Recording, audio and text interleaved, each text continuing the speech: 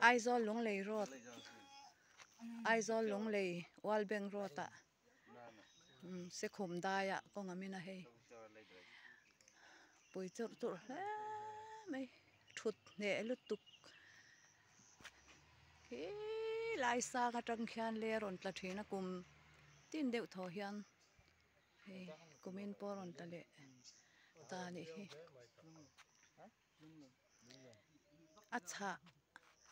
acha hle maya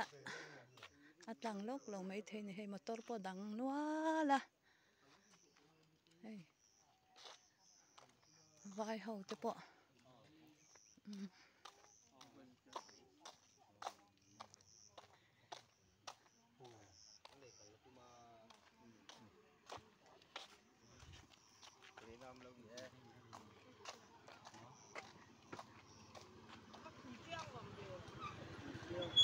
à phơi giang khom mày à chả thắc khom mày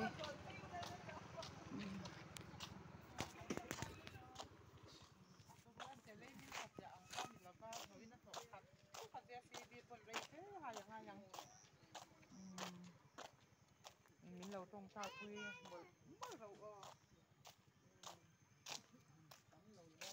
lấy mình lâu đang về xem mình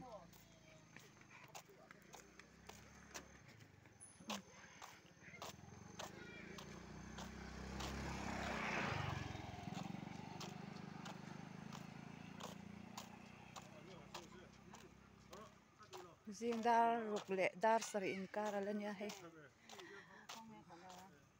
motor adang nem man lên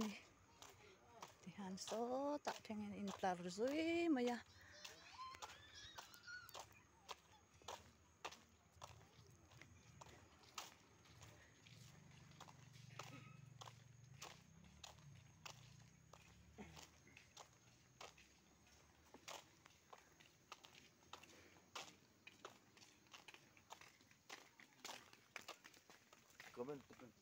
à khay cái thiam lâu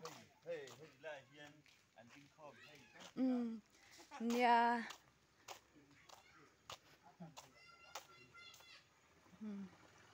tầm khóc mấy motor po lâu tầm man khóc mấy hay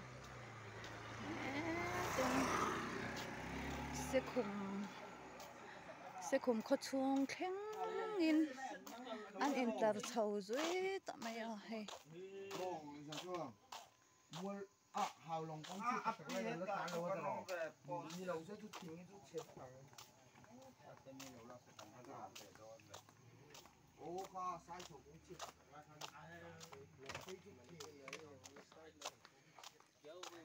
thì anh khó chuông khen in anh in tar lệ dưới to này riêng car alama ang renga mà sẽlir thấy về và khi lâu tâm